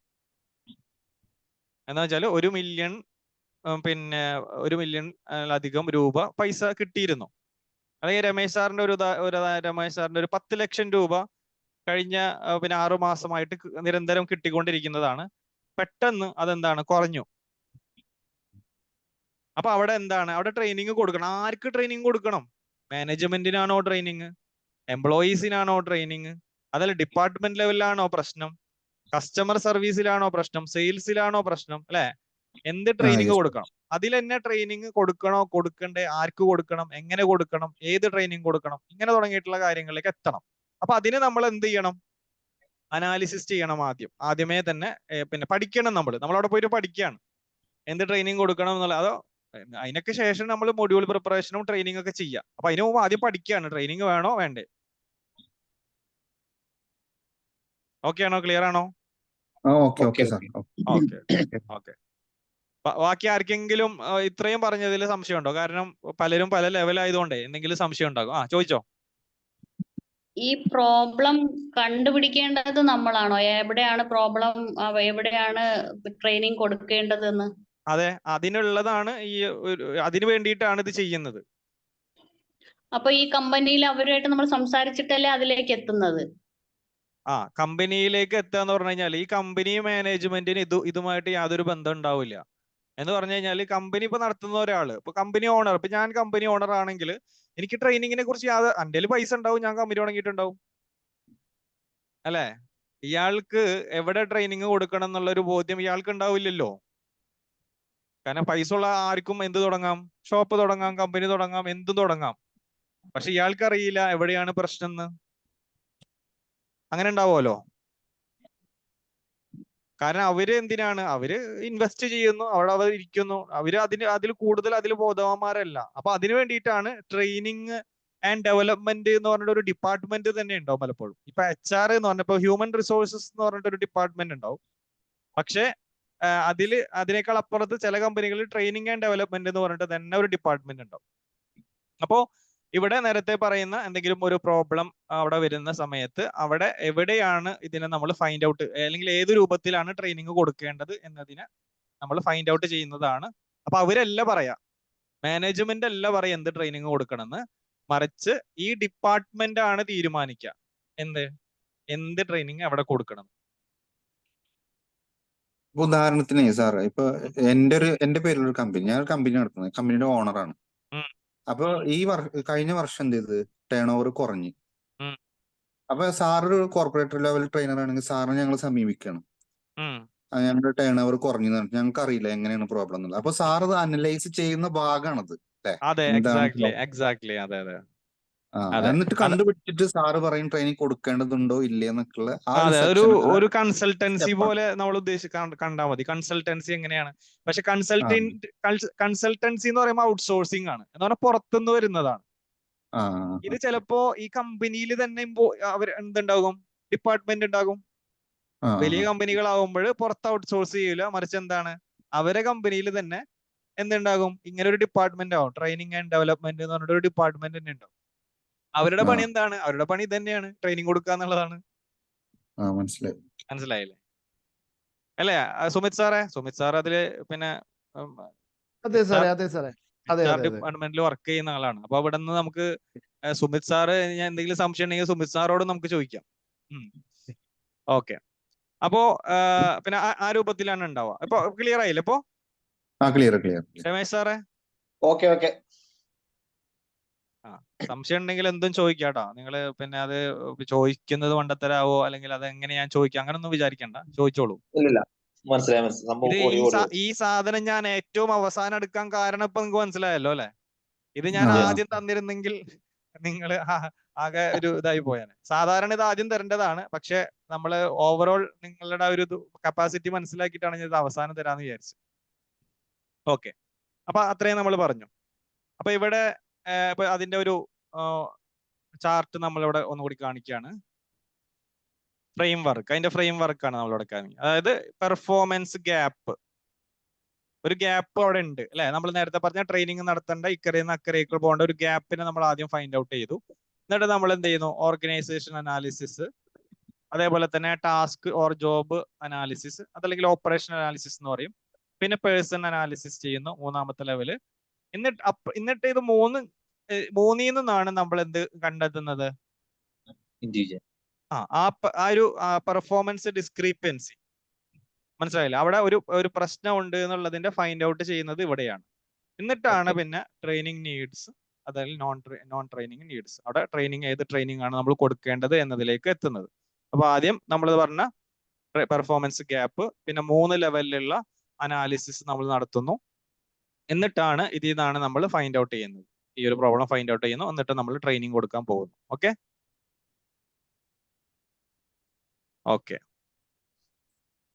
ഇനി നമുക്ക് ഇങ്ങനെ നമ്മൾ കൊടുക്കാൻ മുതിരുന്ന സമയത്ത് ഇവിടെ നമ്മൾ എപ്പോഴും മനസ്സിലാക്കേണ്ടത് വെറുതെ ഒരു ട്രെയിനിങ് കൊടുക്കുക എന്നുള്ളതല്ല, മറിച്ച് എന്ത് ട്രെയിനിങ് അവിടെ കൊടുക്കണം. ഒരുപാട് ട്രെയിനിങ്ങിന്റെ മെത്തേഡുകൾ അവൈലബിൾ ആണ്. അപ്പോ ഇതിൽ ഏത് ട്രെയിനിങ് നമ്മൾ കൊടുക്കണം എന്ന് തീരുമാനിക്കുന്നത് അവിടുത്തെ ഒരു പ്രോബ്ലത്തിനെ ബേസ് ചെയ്തുകൊണ്ടാണ്. ഇപ്പൊ ഒരു ഉദാഹരണത്തിന് കുറെ പ്രശ്നങ്ങൾ ഉണ്ടാവും. ഇപ്പൊ നമ്മൾ ഇത് അനാലിസിസ് ചെയ്യുന്ന സമയത്ത് എങ്ങനെ അനാലിസിസ് ചെയ്യാം, നമുക്ക് നമ്മൾ ഈ അനാലിസിസ് ചെയ്യുന്നതിന് വ്യത്യസ്തമായിട്ടുള്ള മെത്തേഡുകൾ ഉണ്ട്, കുറെ മെത്തേഡുകൾ നമുക്കുണ്ട്. പിന്നെ അതില് കുറച്ച് കാര്യങ്ങൾ ഞാൻ പറഞ്ഞുതരാം. ഇവിടെ പറയുന്ന ഒന്ന് ഒബ്സർവേഷൻ, അതായത് എങ്ങനെ അനാലിസിസ് ചെയ്യും അല്ലെ. മാനേജ്മെന്റ് ഉണ്ട്, അതേപോലെ തന്നെ ഡിപ്പാർട്ട്മെന്റ് ഉണ്ട്, അങ്ങനെ തുടങ്ങിയിട്ട് പിന്നെ പേഴ്സൺ ഉണ്ട്. ഇവിടെയൊക്കെ എന്താണ്, എങ്ങനെ പിന്നെ ഈ ഒരു കാര്യത്തെ അനാലിസിസ് ചെയ്യും എന്നുള്ളതിന് ഒബ്സർവേഷൻ, ഒന്ന് ഒബ്സർവേഷൻ, അതായത് ഓരോരുത്തരെയും ഒബ്സർവ് ചെയ്യാം. ഇപ്പൊ ഒരു ഇൻഡിവിജ്വലിനെ എടുക്കുകയാണെങ്കിൽ ഒബ്സർവേഷൻ എന്ന് പറയുമ്പോൾ ഒരു ഇൻഡിവിജ്വൽ, ഇപ്പോ നമ്മളുടെ ഷാനവാസ് സാറ് നമ്മുടെ കമ്പനിയിലുള്ള ഒരാളാണ്. ഇയാളെ എങ്ങനെയാണ് ഒബ്സർവ് ചെയ്യുക? ഇയാൾ എപ്പോഴാ വരുന്നത് നോക്കും, ഇയാൾ പങ്ക്ച്വൽ ആണോ അല്ലെ, ഇയാൾ എങ്ങനെയുണ്ട്, ഇയാളെ കമ്മ്യൂണിക്കേഷൻ എങ്ങനെയുണ്ട്, മറ്റുള്ളവരുമായിട്ട് ഇയാൾ നല്ല കൊളാബറേറ്റീവ് ആവണോ, ടീമിൽ ഉൾപ്പെടുത്താൻ പറ്റുന്ന ഒരാളാണോ, ഇയാൾക്ക് പിന്നെ നല്ല ഒരു ക്രിയേറ്റീവ് തിങ്കിങ് ഉണ്ടോ, ഇതൊക്കെ എന്താണ് നമുക്ക് ഇയാളെ കുറിച്ച് നോക്കാം, ഒബ്സർവ് ചെയ്യാം അല്ലെ. ഒബ്സർവ് ചെയ്യാൻ പറ്റൂലേ നമുക്ക്? ഇങ്ങനെ ഒബ്സർവേഷനിലൂടെ അപ്പൊ ഇൻഡിവിജ്വലായി. പിന്നെ എന്താണ് ഡിപ്പാർട്ട്മെന്റ് ലെവല്, ഒരു ഡിപ്പാർട്ട്മെന്റിൽ നിന്ന് ഒരു സാധനം, ഒരു ബില്ല് മറ്റേ ഡിപ്പാർട്ട്മെന്റിലേക്ക് പോകുന്നതിന് വൈകലുണ്ടോ, ഒബ്സർവ് ചെയ്യാലോ നമുക്ക് അല്ലെ, ഡിലേ ഉണ്ടോ, ഇതൊക്കെ എന്താണ് ഒബ്സർവേഷനിലൂടെ നമ്മൾ ചെയ്യുന്നതാണ്. ഒബ്സർവേഷൻ മെത്തേഡിലൂടെ നമുക്ക് ഈ കാര്യങ്ങൾ നമുക്ക് ചെയ്യാൻ പറ്റും. രണ്ടാമത്തത് പെർഫോമൻസ് അപ്രൈസൽ ഡേറ്റ എന്ന് പറഞ്ഞു കഴിഞ്ഞാൽ പെർഫോമൻസിനെ പിന്നെ അനലൈസ് ചെയ്യുന്ന ഷീറ്റുകൾ ഉണ്ടാവും ഓരോ കമ്പനികളിലും. പെർഫോമൻസിനെ എന്ന് പറഞ്ഞാൽ പെർഫോമൻസിനെ വിലയിരുത്തുന്ന. ഇപ്പൊ രമേശ് സാറ് ഇപ്പൊ ഒരു വർഷമായിട്ട് ഒരു കമ്പനിയിൽ വർക്ക് ചെയ്യുകയാണെങ്കിൽ, രമേശ് സാറ് ഇപ്പൊ ഒരു സെയിൽസിൽ വർക്ക് ചെയ്യുന്ന ഒരാളാണെങ്കിൽ എങ്ങനെയാ പെർഫോമൻസ് നമ്മൾ കണ്ടെത്തുക? ഈ കൊല്ലം ജനുവരിയിൽ എത്ര സെയിൽ കൊണ്ടുവന്നു, അതേപോലെ തന്നെ ഫെബ്രുവരിയിൽ എത്ര സെയിൽ കൊണ്ടുവന്നു, അതേപോലെ തന്നെ മാർച്ചിൽ, ഏപ്രിലിൽ, അങ്ങനെ എല്ലാം കൊണ്ടുവന്നു കഴിഞ്ഞാൽ ഈ രമേശ് സാറ് എന്റെ ഗ്രാഫ് മോളിലേക്കാണോ താഴേക്കാണോ? അല്ല, അതായത് ചിലപ്പോ മോളിലേക്ക് പോകും, ചിലപ്പോ താഴേക്ക് പോകും. ചിലപ്പോ ആ ജനുവരിയിൽ ഭയങ്കര ഭയങ്കര എനർജറ്റിക് ആയിട്ട് വന്ന 50,000 സെയിലൊക്കെ നടത്തും. പിന്നെ അടുത്ത പ്രാവശ്യം അത്ര നോക്കൂല, അപ്പൊ ചിലപ്പോ 20,000 ആവും. പിന്നെ ചിലപ്പോ എന്താണ്, പിന്നെ അടുത്ത പ്രാവശ്യം വേറെ എന്തെങ്കിലും കല്യാണം കളിയാട്ടൊക്കെ ആയിട്ട് പോയിട്ട് പിന്നെ 5,000 ആകും. അങ്ങനെ ചിലപ്പോ അടിക്ക് വരും, ചിലപ്പോ മോളെ പോകും. അപ്പൊ ഇതാണ് പെർഫോമൻസ്. നമുക്ക് വിലയിരുത്താൻ പറ്റുന്ന ഡാറ്റകൾ ഉണ്ടാകും അവിടെ, കമ്പനിയിൽ തന്നെ ഉണ്ടാവും. ചില കമ്പനികളിൽ എല്ലാ മാസം അങ്ങനെ നല്ല പെർഫോമർക്ക് ഒരു അവാർഡ് കൊടുക്കാറുണ്ട്. അതെ അതെ അതെ അതെ, അങ്ങനെ ഇതിനെ ഡിപ്പെൻഡ് ചെയ്തിട്ടായിരിക്കും അല്ലെ? അത് ഇതിന്റെ ഭാഗമാണ്. ഇതിന്റെ ഭാഗം എന്ന് വെച്ച് കഴിഞ്ഞാല് അത് പിന്നെ ട്രെയിനിങ്ങിന് വേണ്ടിയിട്ടല്ല അത് ചെയ്യുന്നത്. ശരിക്കും അതൊരു ISO സ്റ്റാൻഡേർഡ് കമ്പനി ആണെങ്കിൽ ഇത് കംപ്ലീറ്റ്ലി ഡോക്യുമെന്റേഷൻ അവിടെ ഉണ്ടായിരിക്കണം എല്ലാവരുടെയും. ഈവൻ ജോബ് ഡിസ്ക്രിപ്ഷൻ, ഒരാള് ജോലിക്ക് വന്നു കഴിഞ്ഞു കഴിഞ്ഞാൽ നമ്മൾ സാധാരണ ഷോപ്പിൽ ജോലിക്ക് വരുന്ന പോലെ അല്ല, ഇയാൾ എന്തിനു വന്നു, ഇയാൾ എന്താണ് രാവിലെ മുതൽ വൈകുന്നേരം വരെ ചെയ്യേണ്ടത് എന്ന് കൃത്യമായിട്ട് അവിടെ എഴുതി വെച്ചിട്ടുണ്ടാവും. അവരുടെ ജോബ് ഡിസ്ക്രിപ്ഷനിൽ ഉണ്ടാകും ഇയാൾ എന്ത് ചെയ്യണം, എപ്പോ വരണം, എപ്പോ പോകണം, ഇയാൾക്ക് എത്ര സാലറി ഉണ്ട്, ഇയാൾക്ക് എത്ര ലീവ് ഉണ്ട്, മനസ്സിലായില്ലേ? ഇയാള് റിപ്പോർട്ട് ചെയ്യേണ്ടത് ആരോടാണ്, ഇയാള് ലീവ് ചോദിക്കേണ്ടത് ആരോടാണ്, പിന്നെ ഇയാളുടെ അണ്ടറിൽ ആരൊക്കെയുണ്ട്, ഇങ്ങനെ തുടങ്ങിയിട്ടുള്ള കൃത്യമായിട്ടുള്ള ജോബ് ഡിസ്ക്രിപ്ഷൻ ഉണ്ടാവും അവിടെ. മനസ്സിലായില്ലേ? അപ്പോ ഇതേപോലെ എന്താണ് കൃത്യമായിട്ട് നമുക്ക് ഈ ഒരു പെർഫോമൻസ് അപ്രൈസൽ ഡാറ്റ ഉള്ളിടത്ത് നമുക്കത് എടുക്കാം, ഇല്ലാത്തടത്ത് നമുക്ക് ചിലപ്പോൾ അത്രയും ഡാറ്റ ഉണ്ടായിക്കൊള്ളണം എന്നില്ല കേട്ടോ. അപ്പൊ അതിനെ ഉപയോഗപ്പെടുത്താം. അതേപോലെ തന്നെ ക്വസ്റ്റിനെയർ നമുക്ക് കൊടുക്കാം. ആർക്ക് കൊടുക്കാം? പല ആളുകൾക്കും കൊടുക്കാം. ഇന്റേണൽ സ്റ്റാഫിന് കൊടുക്കാം, അതേപോലെ തന്നെ നമ്മുടെ കസ്റ്റമേഴ്സിന് കൊടുക്കാം. നമ്മൾ ചില കമ്പനികളിൽ ചെല്ലുമ്പോൾ നമുക്ക് ചില ക്വസ്റ്റിനെയർ കിട്ടൂലേ, ക്വസ്റ്റിനെയർ സർവേസ്. നമ്മളൊരു സാധനം ആമസോണിൽ നിന്ന് ഒരു സാധനം മേടിച്ചു കഴിഞ്ഞാൽ ലാസ്റ്റ് വരൂലേ സ്റ്റാർ കൊടുക്കാൻ വേണ്ടിയിട്ട്, കണ്ടിട്ടുണ്ടോ നിങ്ങള്? ഫീഡ്ബാക്ക് പോലെ. അതായത് പിന്നെ 1 സ്റ്റാർ കൊടുക്കോ, 2 സ്റ്റാർ ആണോ, 3 സ്റ്റാർ ആണോ, അതൊരു സർവേ ആണ് ശരിക്കും.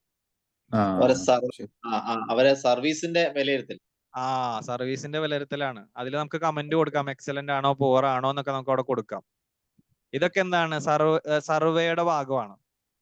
അതിൽ ക്വസ്റ്റിനെയർ എന്ന് പറഞ്ഞാൽ എന്താണ്, ചില ആളുകൾ ക്വസ്റ്റിനെയർ തരും, അതായത് ടിക്ക് ചെയ്യാൻ പറയും. ഒരു സാധനം തരുന്നിട്ട് പറയും ഞങ്ങളുടെ ഞങ്ങളുടെ സ്റ്റാഫുകൾ നിങ്ങളോട് എങ്ങനെയാണ് പെരുമാറിയത്, അപ്പൊ ഗുഡ് ആണോ അതല്ല ബാഡ് ആണോ, എക്സലന്റ് ആണോ എന്നൊക്കെ എന്താണ് അതിൽ നമ്മൾ ടിക്ക് ചെയ്ത് കൊടുക്കും. ഇങ്ങനെ ഈ രൂപത്തിൽ നമുക്ക് എന്ത് ചെയ്യാൻ പറ്റും? അനാലിസിസ് നടത്താൻ പറ്റും. അപ്പോൾ സർവേസ് നടത്താം, ക്വസ്റ്റിനെയർ നടത്താം. അതേപോലെ തന്നെ പിന്നെ ഔട്ട്സൈഡ് അസസ്മെന്റ് സെന്റേഴ്സ് എന്ന് പറഞ്ഞു കഴിഞ്ഞാൽ ഇങ്ങനെ അസസ്മെന്റ് ഇതിൽ എന്താണെന്നറിയോ, ഈ ചില കമ്പനികളിൽ സ്വന്തമായിട്ട് ഡിപ്പാർട്ട്മെന്റ് ഉണ്ടാവും, ട്രെയിനിങ് ആൻഡ് ഡെവലപ്മെന്റ് ഡിപ്പാർട്ട്മെന്റ് ഉണ്ടാവും. ചില കമ്പനികളിൽ ഔട്ട്സോഴ്സിംഗ് ആയിരിക്കും, അങ്ങനെ ഉണ്ടാവൂല. മനസ്സിലായില്ലേ? എല്ലായിടത്തും ഉണ്ടായിക്കൊള്ളണമെന്നില്ല. അപ്പൊ ചിലപ്പോൾ ആളുകൾ പുറത്തുനിന്ന് എന്താണ് ആളുകളെ കൊണ്ട് അസസ് ചെയ്യിപ്പിക്കും, അങ്ങനെ ചെയ്യിപ്പിക്കാം. അതേപോലെ തന്നെ നമുക്ക് റിപ്പോർട്ടുകളുടെ അടിസ്ഥാനപ്പെടുത്തിയിട്ട് നമുക്ക് അതിനെ അനാലിസിസ് ചെയ്യാം. റിപ്പോർട്ടുകൾ എന്ന് പറഞ്ഞു കഴിഞ്ഞാൽ നേരത്തെ പറഞ്ഞ പോലെ തന്നെ കഴിഞ്ഞ വർഷത്തെ റിപ്പോർട്ട്, ഈ വർഷത്തെ റിപ്പോർട്ട്, അങ്ങനെ പല റിപ്പോർട്ടുകളും എടുത്തതിന്റെ അടിസ്ഥാനത്തിൽ നമുക്ക് അതിനെ അനാലിസിസ് ചെയ്യാം. ഡോക്യുമെന്റേഷൻ അടിസ്ഥാനപ്പെടുത്തിയിട്ട് നമുക്ക് അനാലിസിസ് ചെയ്യാം. ഇവരുടെ വർക്കുകൾ, പേപ്പർ വർക്കുകൾ, ഡിജിറ്റൽ വർക്കുകൾ, ഇവരുടെ വർക്കുകളെ അടിസ്ഥാനപ്പെടുത്തിയിട്ട് നമുക്ക് അനാലിസിസ് ചെയ്യാം. അതേപോലെ തന്നെ ടെസ്റ്റ് ഓർ എക്സാമിനേഷൻസ്, എക്സാമുകൾ സംഘടിപ്പിച്ചിട്ട് എംപ്ലോയീസിന് അല്ലെങ്കിൽ ഡിപ്പാർട്ട്മെന്റ് ലെവലിൽ നമുക്ക് എക്സാമുകളും ടെസ്റ്റുകളൊക്കെ സംഘടിപ്പിച്ചിട്ട് ഈ എംപ്ലോയീസിന് വിവരം ഉണ്ടോ, ഏതൊക്കെ ലെവലിലാണ് ഇവർക്ക് വിവരം ഉള്ളത് എന്നതൊക്കെ എന്താണ്, ഇവർക്ക് കമ്പ്യൂട്ടർ നോളജ് ഉണ്ടോ. ഒരു കമ്പ്യൂട്ടറിന്റെ ട്രെയിനിങ് കൊടുക്കാൻ പോകുന്ന സമയത്ത് ഇവർക്ക് ബേസിക് ആയിട്ടുള്ള ഒരു ട്രെയിനിങ്, ഇവർക്ക് നോളജ് ഉണ്ടാവണ്ടേ? മൗസ് പിടിക്കാൻ അറിയുന്ന ആൾക്കല്ലേ പിന്നെ ഡിജിറ്റൽ മാർക്കറ്റിംഗ് പഠിപ്പിച്ചിട്ട് കാര്യമുള്ളൂ, അല്ലേ? അപ്പോ ഇതെന്താണ്, ഇവർക്ക് അടിസ്ഥാനപരമായിട്ട് നോളജ് ഉണ്ടോ എന്ന് നമ്മൾ മനസ്സിലാക്കാൻ ഒക്കെ എന്താണ് ടെസ്റ്റുകൾ നടത്തും, ഗ്രൂപ്പ് കോൺഫറൻസുകൾ നടത്തും, ഇന്റർവ്യൂസ് നടത്തും, കസ്റ്റമർ ഫീഡ്ബാക്ക് എടുക്കും. ഇങ്ങനെ തുടങ്ങി പല രൂപത്തിൽ നമുക്ക് എന്ത് ചെയ്യാം, നേരത്തെ പറഞ്ഞ ഇൻഡിവിജ്വൽ, അതേപോലെ തന്നെ ഓപ്പറേഷണൽ, അതേപോലെ തന്നെ ഓർഗനൈസേഷണൽ ലെവലുകളിലുള്ള അനാലിസിസ് നമുക്ക് നടത്താൻ പറ്റും. ഇത്രയും പറഞ്ഞത് എന്തെങ്കിലും സംശയം ഉണ്ടെങ്കിൽ ചോദിക്കും, എന്നിട്ട് അടുത്തേക്ക് പോവാം. ഓക്കെ ആണോ?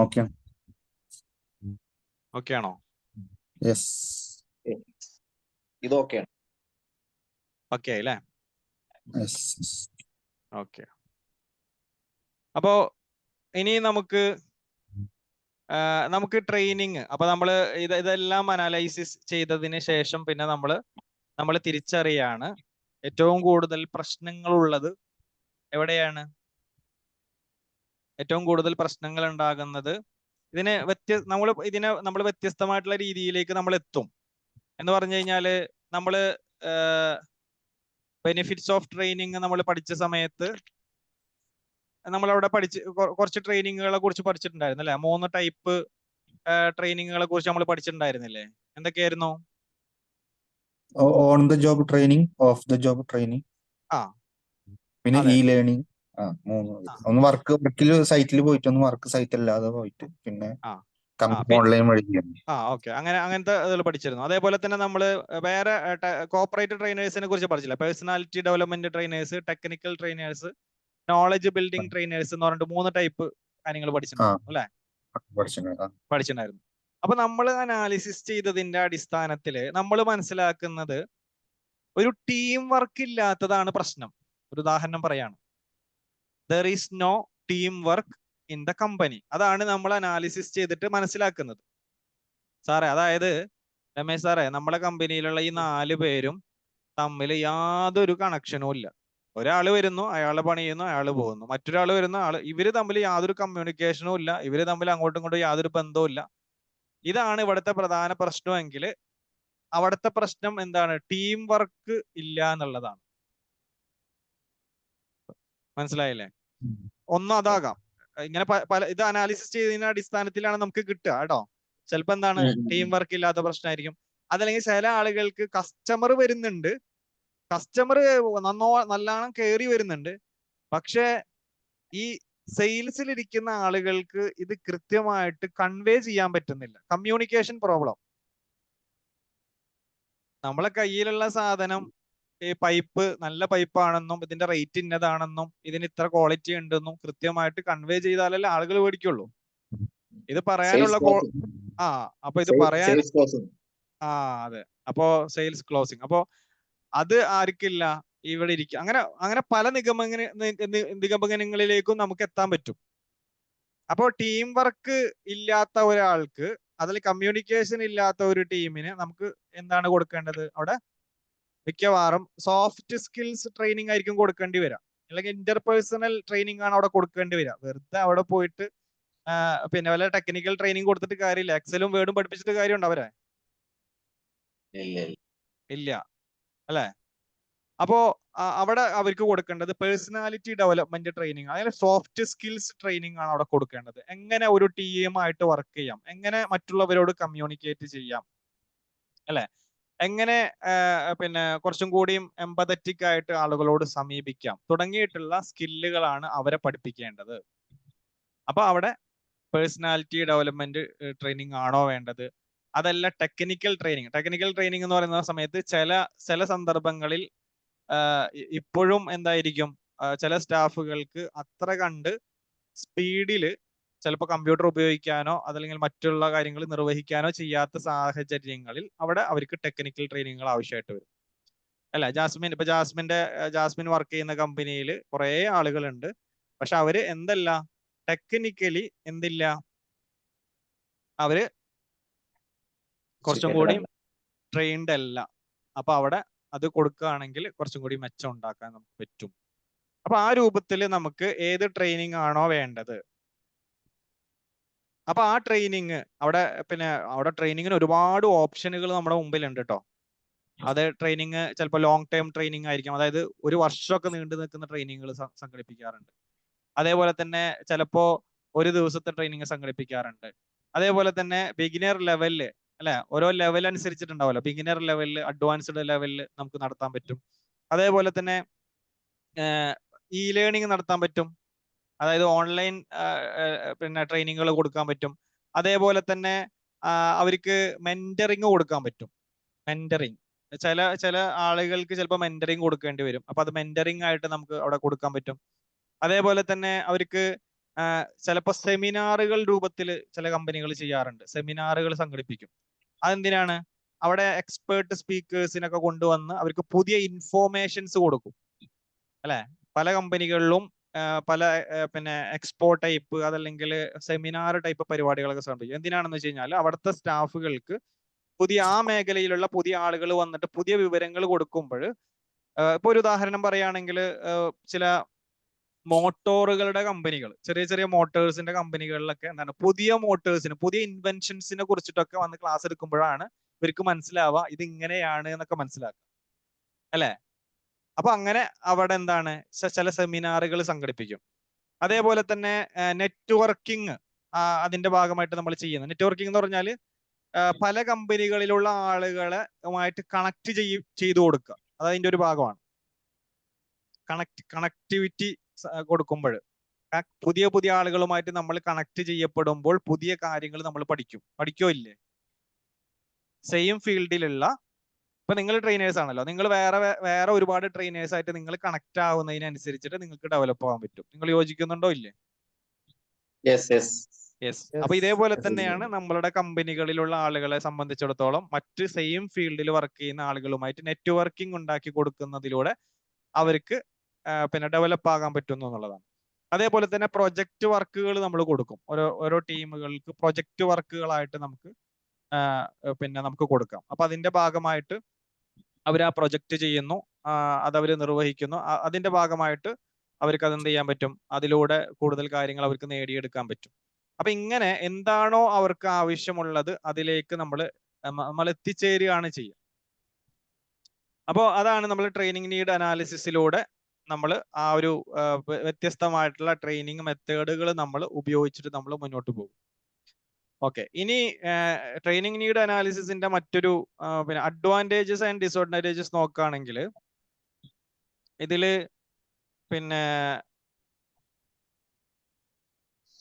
ഇതിന്റെ ഭാഗമായിട്ട് ഇതിന്റെ കൃത്യമായിട്ടുള്ള ട്രെയിനിങ്ങിന്റെ ആ എത്ര ആളുകൾക്ക്, എത്ര പേർക്ക് എവിടെയാണ് ട്രെയിനിങ് ആവശ്യമായിട്ടുള്ളത് എന്ന് കൃത്യമായിട്ട് നമുക്ക് എന്താണ് അഡ്വാൻറ്റേജസിന്റെ ഭാഗമായിട്ട് കിട്ടും. അതേപോലെ തന്നെ ഏത് കൈൻഡ് ഓഫ് ട്രെയിനിങ് ആണ് വേണ്ടത് നമുക്ക് മനസ്സിലാക്കാൻ പറ്റും.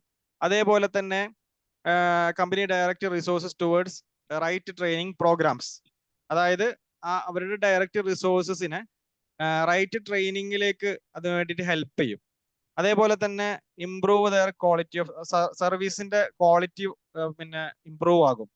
വർക്ക് പ്രൊഡക്ടിവിറ്റി ഇമ്പ്രൂവ് ആകും. അതേപോലെ തന്നെ നമ്മളുടെ കമ്പനികളിലുള്ള ആളുകളെ തന്നെ നമുക്ക് ഡെവലപ്പ് ചെയ്ത് മുന്നോട്ട് കൊണ്ടുപോകാൻ പറ്റും. അങ്ങനെ ഒരുപാട് കാര്യങ്ങൾ നമുക്ക് ഇതിന്റെ അഡ്വാൻറ്റേജ് ആയിട്ട് നമുക്ക് കിട്ടും. ഡിസഡ്വാൻറ്റേജ് എന്ന് പറഞ്ഞു കഴിഞ്ഞാൽ ഇതൊക്കെ നിർവഹിക്കാനുണ്ടാവുള്ള ടൈം കൺസ്യൂമിങ് പ്രോസസ്സാണ്.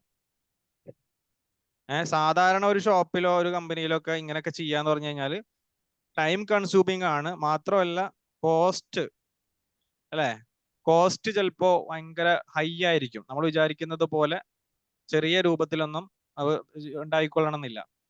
അപ്പോ അതേപോലെ തന്നെ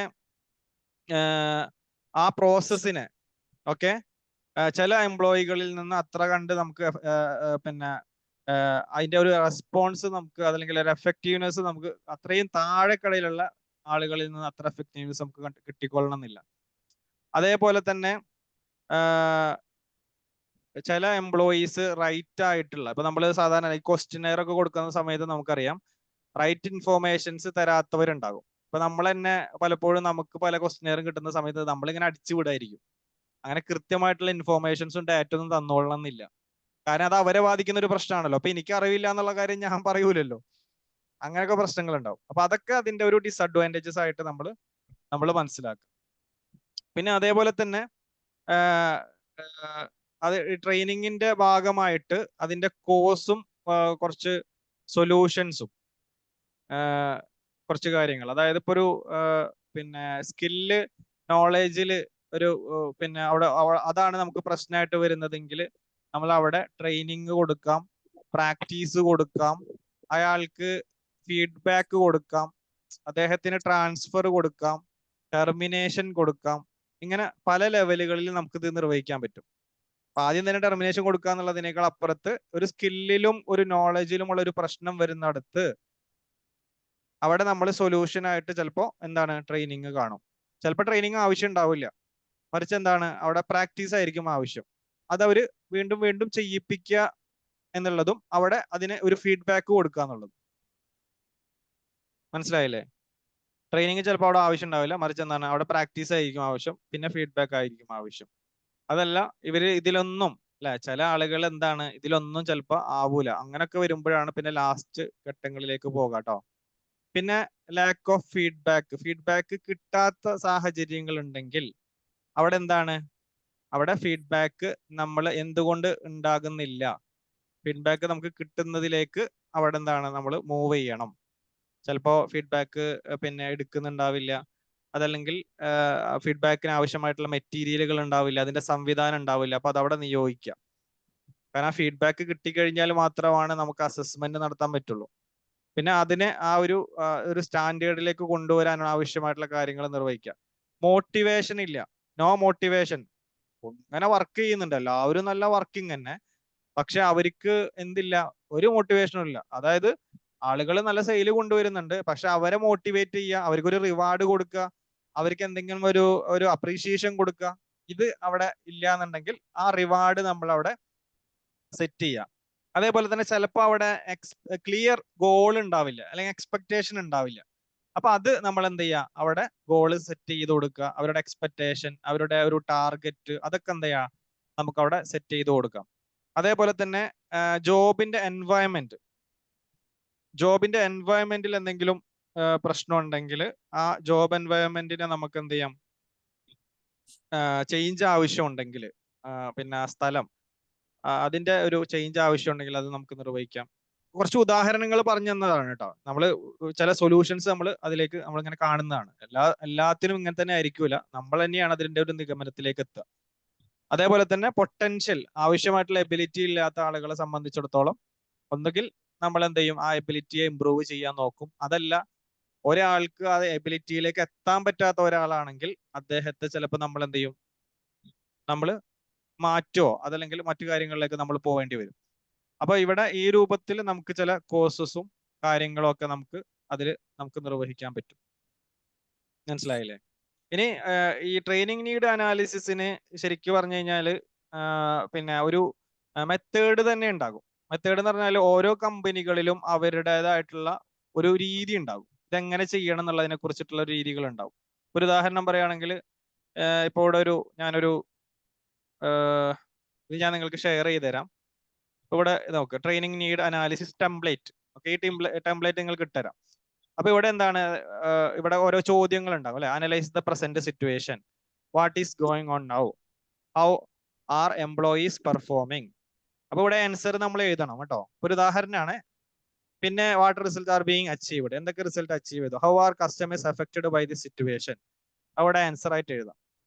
ഇനി business and performance goal, what is our goal അല്ലെ. അപ്പൊ ഈ ഗോൾ എന്താണ് ഇവിടെ എഴുതാം. What should be happening, how do managers want employees to perform, എങ്ങനെ പെർഫോം ചെയ്യണമെന്നാണ് പിന്നെ ആഗ്രഹിക്കുന്നത്. ഇങ്ങനെ തുടങ്ങി ഓരോ ചോദ്യങ്ങളുണ്ട്. ഈ ചോദ്യങ്ങൾ നമ്മൾ എന്ത് ചെയ്യും, ഇങ്ങനെ ആൻസർ ചെയ്തിട്ടാണ് നമ്മൾ അതിന്റെ ആൻസറിലേക്ക് എത്തുക. ഓക്കെ, what do people have to do to reach our goal. Okay, നമ്മുടെ ഗോളിലേക്ക് എത്തണം എന്നുണ്ടെങ്കിൽ എന്തൊക്കെയാണ് നമ്മൾ നിർവഹിക്കേണ്ടത്. What stops employees from doing this one thing. Okay, അങ്ങനെ തുടങ്ങിയിട്ടുള്ള ക്വസ്റ്റ്യൻസ് ഇവിടെ ഉണ്ട്. പിന്നെ ഇന്റർവ്യൂ വിത്ത് സ്റ്റേക്ക് ഹോൾഡേഴ്സ്, അതായത് മാനേജേഴ്സുമായിട്ട് നമ്മൾ പിന്നെ ഇത് നടത്തും. അല്ലെങ്കിൽ സ്റ്റേക്ക് ഹോൾഡേഴ്സ് മാനേജ്മെന്റുമായിട്ട് നമ്മൾ പിന്നെ ഇന്റർവ്യൂ നടത്തും. ഡേറ്റ് കാര്യങ്ങളൊക്കെ എഴുതിയതിനു ശേഷം അവരോട് ചോദ്യങ്ങൾ ചോദിക്കും. ഓരോ ചോദ്യങ്ങൾ കാണാം. How is this problem being addressed now, എന്താണ് പ്രശ്നം ഇപ്പോൾ ഉള്ളത്, എന്താണ് നമ്മളുടെ ഗോൾ, അങ്ങനെ തുടങ്ങിയിട്ടുള്ള ഓരോ കാര്യങ്ങൾ. ഇത് മാനേജ്മെന്റ് ലെവലിൽ. പിന്നെ എംപ്ലോയീസിന്റെ വർക്ക്ഷീറ്റ് എംപ്ലോയീസിനോട് ചോദിക്കും. Okay, what are the main knowledge and skills required, അതായത് ആ ജോബിന് എന്തൊക്കെ നോളജും സ്കില്ലും ആവശ്യമാണ്, എന്താണ് ഈ ഒരു ജോബ് ചെയ്യുമ്പോൾ നിങ്ങൾക്ക് ഏറ്റവും ചലഞ്ചിങ് ആയിട്ടുള്ള കാര്യം എന്താണ്. അതേപോലെ തന്നെ നിങ്ങളുടെ ഈ ജോലി സക്സസ്ഫുൾ ആയിട്ട് നിർവഹിക്കാൻ വേണ്ടിയിട്ട് ഉള്ള പെർഫോം ചെയ്യാൻ വേണ്ടിയിട്ടുള്ള ഹെൽപ്പ് ചെയ്യുന്ന ഒരു കാര്യം എന്താണ്. അങ്ങനെ തുടങ്ങിയിട്ടുള്ള കുറേ കാര്യങ്ങൾ നമ്മൾ നിർവഹിക്കുമ്പോൾ അവിടെ എന്താണ് അവസാനം നമുക്ക് ഒരു ഫോക്കസ്ഡ് ഏരിയയിൽ കറന്റ് സ്റ്റേറ്റ്, ഡിസൈർഡ് സ്റ്റേറ്റ്, അങ്ങനെ ഓരോ കാര്യങ്ങളും നമുക്ക് അതിലേക്ക് ഇങ്ങനെ പതുക്കെ പതുക്കെ എത്താൻ പറ്റും. അപ്പൊ ഈ ഒരു ചെക്ക് ലിസ്റ്റ് ഞാൻ നിങ്ങൾക്ക് അയച്ചു തരാം. ഒരു സാമ്പിളിന് വേണ്ടി മാത്രമാണ്, നിങ്ങൾ മനസ്സിലാക്കാൻ വേണ്ടിയിട്ട് എങ്ങനെയാണ് നമുക്കത് കുറച്ചും കൂടി നിർവഹിക്കാൻ പറ്റുക എന്നുള്ളതാണ് ആ ഒരു ടെംപ്ലേറ്റിലൂടെ നമ്മൾ ചെറുതായിട്ട് കാണുന്നത്. ഇത് ശരിക്കും ട്രെയിനിങ് നീഡ് അനാലിസിസ് എന്ന് പറയുന്നത് വലിയ ഏരിയ ആണ്. ഓരോന്നും നമ്മൾ ഇങ്ങനെ ആഴത്തിൽ ഡീപ്ലി പോയി കഴിഞ്ഞാൽ തന്നെ ഒരുപാട് കാര്യങ്ങൾക്ക് പഠിക്കാൻ പറ്റും.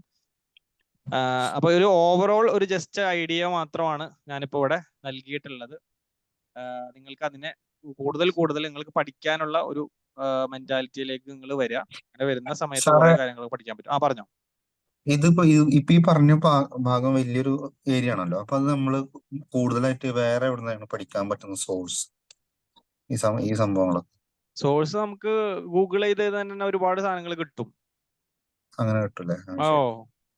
ട്രെയിനിങ് നീഡ് അനാലിസിസ് എന്ന് അടിച്ചു കഴിഞ്ഞാൽ തന്നെ ഒരുപാട് കാര്യങ്ങൾ നമുക്ക് കിട്ടും. നമ്മൾ പതിയെ ഓരോന്ന് നോക്കുക, നമ്മൾ പഠിക്കുക, പിന്നെ അങ്ങനെ മനസ്സിലാക്കുക.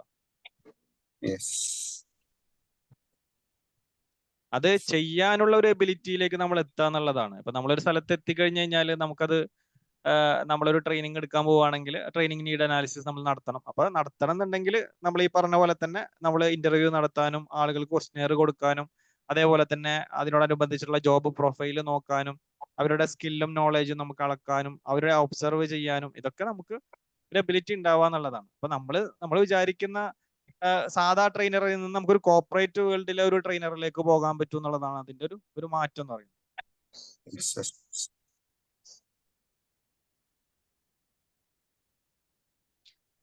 ശരിക്കും അങ്ങനെ നമ്മൾ കൂടുതൽ ഇത് ശരിക്കും നമ്മൾ എം ബി എ ഒക്കെ പഠിക്കുമ്പോൾ പഠിക്കുന്ന കാര്യങ്ങളാണ്. ഈ ട്രെയിനിങ് നീഡ് അനാലിസിസ് ഒക്കെ നമുക്ക് അതിൽ കവറപ്പ് ചെയ്യുന്ന പോർഷൻസ് ആണ്. MBA HR ഒക്കെ നമ്മൾ ചെയ്യുമ്പോൾ പിന്നെ നമ്മൾ പഠിക്കുന്ന കാര്യങ്ങളാണ്. അപ്പോൾ അതൊരു ട്രെയിനിങ് എന്ന് പറഞ്ഞാൽ നമ്മൾ വിചാരിക്കുന്ന ഒരു നോർമൽ ഒരു ലോക്കൽ ട്രെയിനർ അല്ല. ട്രെയിനിങ് എന്ന് പറഞ്ഞു കഴിഞ്ഞാൽ അതൊരു സാധാരണ ട്രെയിനിങ് ഒക്കെ ആവശ്യമുണ്ടോ എന്ന് ചോദിക്കുന്ന ആൾക്കാർ പോലും ഉണ്ട്. അത്രയും അല്ലെ, ട്രെയിനിങ് ആവശ്യമുണ്ടോ, മോട്ടിവേഷൻ ആവശ്യമുണ്ടോ എന്നൊക്കെ ചോദിക്കുന്ന ആൾക്കാരില്ലേ. ഇവർക്കൊന്നും മനസ്സിലാക്കാത്ത ആൾക്കാരാണ്. പക്ഷെ നമ്മൾ അതിന്റെ ഒരു പിന്നെ അക്കാദമിക് ലെവലിലേക്ക് പോകുമ്പോൾ തന്നെ നമുക്ക് മനസ്സിലാക്കാൻ പറ്റും. ഓരോന്നിനും അതിന്റെ ഒരു ബിസിനസ് എന്ന് പറയുമ്പോൾ ആ ബിസിനസ് ആവട്ടെ എന്തോ ആവട്ടെ അവിടെ അതിൻ്റെതായിട്ടുള്ള ചില സ്ട്രക്ചറുകളിൽ മുന്നോട്ട് പോകേണ്ടതുണ്ടാകും. അപ്പൊ ആ സ്ട്രക്ചറുകൾ നടക്കാതെ വരുമ്പോൾ ആണ് അവിടെ പലപ്പോഴും ചില പ്രശ്നങ്ങൾ രൂപപ്പെടുന്നത്. അപ്പൊ അതിലേക്ക് അവരെ ഏബിൾ ആക്കുക എന്നുള്ളത് തന്നെയാണ് ആ ഒരു ട്രെയിനറുടെ ഉത്തരവാദിത്വം എന്ന് പറയുന്നത്. ഓക്കെ, അപ്പോ ചോദിച്ചോളൂ ക്വസ്റ്റ്യൻസ്. സുമിത് സാറ് സാറേ ഒരു സാറേ ഓവറോൾ ഒരു ഐഡിയ കിട്ടിയോ? കിട്ടി സാറേ നല്ലപോലെ കിട്ടിയിട്ടുണ്ട്. ആ ഇനി സുമിത് സാർ എന്തെങ്കിലും ഇൻ ബിറ്റ്വീൻ എന്തെങ്കിലും സംശയം ഉണ്ടെങ്കിൽ ചോദിച്ചാൽ മതി സാർ കേട്ടോ. ഇപ്പൊ ഒന്നുമില്ല, ഇത് എനിക്ക് നല്ല മനസ്സിലായിട്ടുണ്ട്. ഓക്കെ. അപ്പൊ സാർ ട്രെയിനിങ് കലണ്ടർ എന്ന് പറഞ്ഞാൽ ഇതിന്റെ ഒപ്പം വരുന്നതാണോ അതോ വേറെയാണോ? ട്രെയിനിങ് കലണ്ടർ നമ്മൾ വേറെ ഉണ്ടാക്കുന്നതാണ്. അത് ഞാൻ സാറിന് ഞാൻ സെപ്പറേറ്റ് അതൊന്ന് പറഞ്ഞു അയച്ചു തരാം. തന്നാൽ മതി എന്തെങ്കിലും. ഓക്കെ ഞാൻ അയച്ചു തരാം സാർ. കാരണം മറ്റു ബാക്കിയുള്ളവർക്ക് ചിലപ്പോൾ അത്ര ഉണ്ടാവില്ല, പിന്നെ അവരെ ഇരുത്തിയിട്ട് ഇതാ ചെയ്യണ്ടല്ലോ. സാറിന് അത് ഞാൻ ഒന്ന് അയച്ചു തന്നാൽ മതി. ഞാൻ സെറ്റ് ആക്കി തരാം കേട്ടോ. പിന്നെ സാർ ഇന്നത്തെ ട്രെയിനിങ് നീഡ് അനാലിസിസിന്റെ ഒരു സാധനം സാർ അയച്ചു തരാന്ന് പറഞ്ഞിരുന്നല്ലോ, ഒരു ടെംപ്ലേറ്റ്. അത് അയച്ചു തരാം, ഞാൻ അയച്ചു തരാം. ശരി സാർ. അങ്ങനത്തെ ടെംപ്ലേറ്റുകൾ നമുക്ക് പിന്നെ ഗൂഗിളൊക്കെ സെർച്ച് ചെയ്താൽ ഒരുപാട് കിട്ടും. ഞാനിപ്പോ അയച്ചത് ഞാൻ നിങ്ങൾക്ക് അയച്ചു തരാം. നിങ്ങൾ റിസർച്ച് ചെയ്യുന്നതിനനുസരിച്ചിട്ട് നിങ്ങൾക്ക് ഇഷ്ടംപോലെ സാധനങ്ങൾ കിട്ടും. അപ്പൊ അതിലേക്ക് താല്പര്യപ്പെടുന്നവർ മാത്രം പോയി സെർച്ച് ചെയ്താൽ മതിട്ടാ. വെറുതെ പോയിട്ട് സെർച്ച് ചെയ്യണ്ട. ഒരു സാധനവും നിങ്ങൾക്ക് ആവശ്യമില്ലെങ്കിൽ പോയി സെർച്ച് ചെയ്യണ്ട. അത് നിങ്ങളുടെ ടൈം വേസ്റ്റ് ആണ്. നിങ്ങൾ ഏത് മേഖലയിലേക്കാണ് പോകാൻ ഉദ്ദേശിക്കുന്നത് ആ മേഖലകൾ മാത്രം മനസ്സിലാക്കുക. പക്ഷെ ആസ് എ ട്രെയിനർ എന്താണ് ട്രെയിനിങ് നീഡ് അനാലിസിസ് എന്ന് അറിയാതിരിക്കരുത്. എന്താ നീഡ് അനാലിസിസ് എന്താണെന്ന് ചോദിക്കരുത്. ഇതാണ് അതിന്റെ ഏറ്റവും പിന്നെ ആ ഗ്യാപ്പ് മനസ്സിലാക്കുക എന്നുള്ളതാണ്. ആ ഗ്യാപ്പ് മനസ്സിലാക്കാനുള്ള ടൂളാണ് ട്രെയിനിങ് നീഡ് അനാലിസിസ്. അത് നമ്മൾ മനസ്സിലാക്കുക. ഓക്കെ, കറന്റ് സ്റ്റേറ്റിൽ നിന്ന് എക്സ്പെക്റ്റഡ് സ്റ്റേറ്റിലേക്ക് എത്തണം. അപ്പോൾ അതിലേക്ക് എത്താനുള്ള ആ ഒരു ഗ്യാപ്പ് ഉണ്ടല്ലോ, ആ ഗ്യാപ്പിനെ നമ്മൾ കണ്ടെത്തുന്ന ടൂളിനെയാണ് നമ്മൾ എന്ത് പറയുന്നത്? ട്രെയിനിങ് നീഡ് അനാലിസിസ് എന്ന് പറയുന്നത്.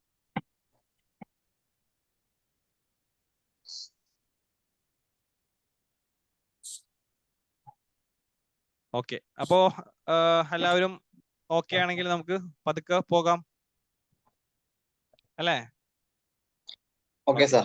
അപ്പോ ഇന്ന് ടാസ്ക് ഞാൻ തരുന്നില്ല. പിന്നെ വെള്ളിയാഴ്ചക്ക് എന്ത് ചെയ്യാ, പ്രിപ്പയർ ആവാം. ഓക്കെ, വെള്ളിയാഴ്ചക്ക് എന്ത് ചെയ്യാ, അന്നത്തെ പോലെ നന്നായിട്ട് പ്രിപ്പയർ ആയിട്ട് വരിക. നമുക്ക് കുറച്ച് നേരത്തെ തുടങ്ങാൻ പറ്റുമോ?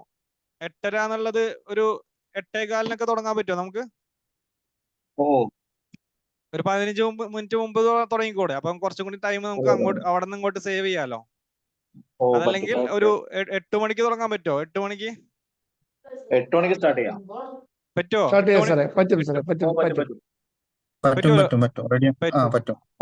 അങ്ങനെയാണെങ്കിൽ 8 മണിക്ക് നമുക്ക് തുടങ്ങാം. കേട്ടാ.